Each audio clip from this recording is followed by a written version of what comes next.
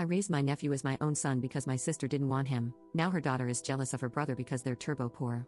When I, 43F, was 18 and my sister, 47F, was 22, she became pregnant with my nephew, Luke. My sister and her then boyfriend, who is now her husband, didn't show any interest in Luke when he was born, so I took on the role of caring for him. I enlisted the help of my grandmother, who was a tremendous support and an angel, and she watched over him while I was in my last year of high school in exchange for me cleaning and cooking for her on the weekends.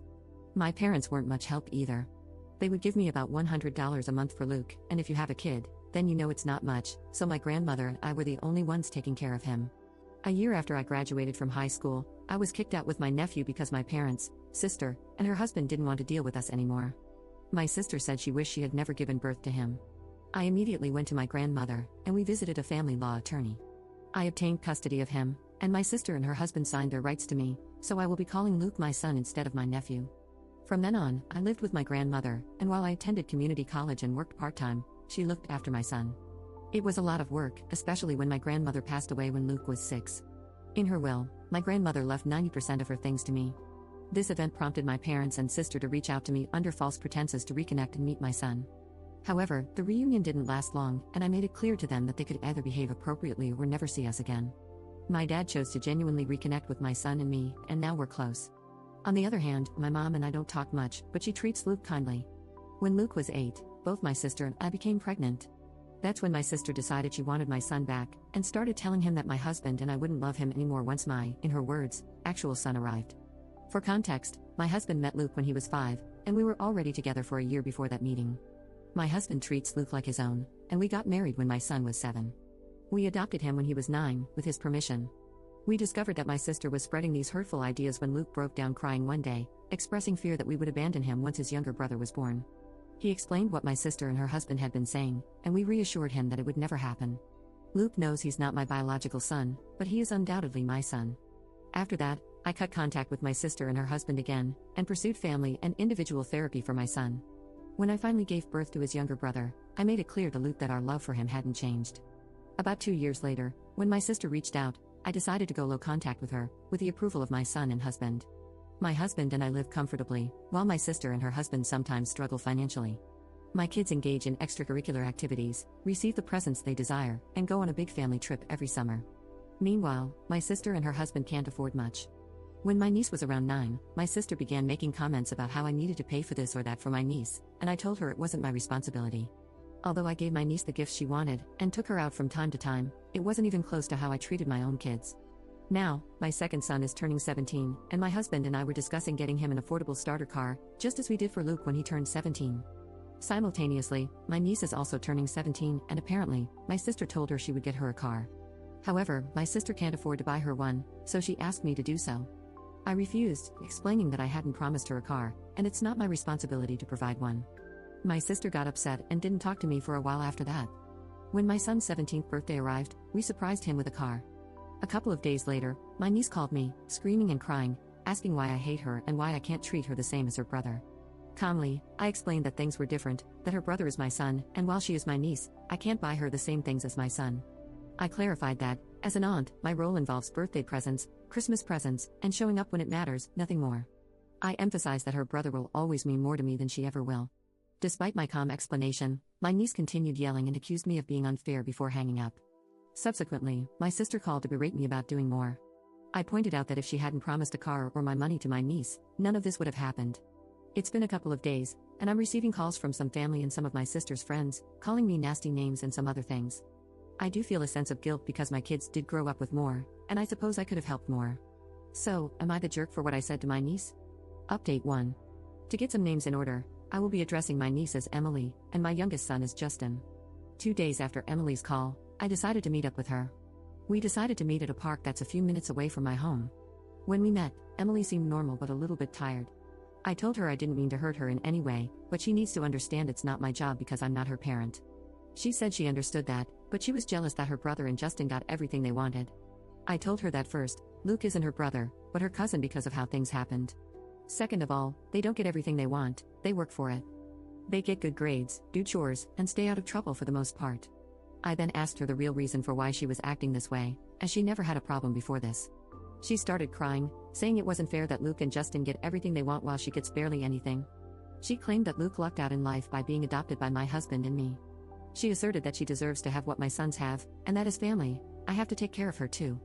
I told her that she is part of my family, but not my child. I do love her, but she's not my responsibility. I then asked her why she feels so strongly about it. She said that even though her parents take good care of her, she feels like she's just an obligation to them. When she sees how Luke and Justin were raised, she gets jealous because, in her eyes, we don't view the boys as an obligation. According to her, we are a family that's always together, always works through problems, and helps each other. Even though I stayed in her life and took her out with my family, she always felt jealous that she had to be the one to leave. She felt second place and believed that since I took in Luke, I should take her in with no problem. I told her that while I understand her feelings, I'm not going to treat her as my kid. I didn't raise her, but I do love her. It's her parents' job to get her a car or to help her get one. She got more upset, saying that I clearly don't care about her, and she left. I texted her, saying that I do care for her, but I'm not her mom, and it's not my job. After I got home, my husband and I talked, and we decided to call my sister. I told her that my family and I are going full no contact. My sister then asked about how I'm going to get in contact with Emily. I told her Emily is almost an adult, she can contact me if she wants. She then asked me if I was going to get Emily a car. I said no and told her that it's her job, that she's her mother and needs to act like it.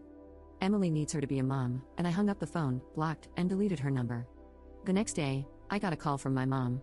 She believes that I should give Emily some money for a car if I won't give her one. I told her I wasn't going to do that and hung up because all it's going to do is cause a fight. I then called Dad and explained everything, and he thinks I'm right. Later, my dad called, asking if he could come over on Wednesday. When he showed up, he was visibly upset.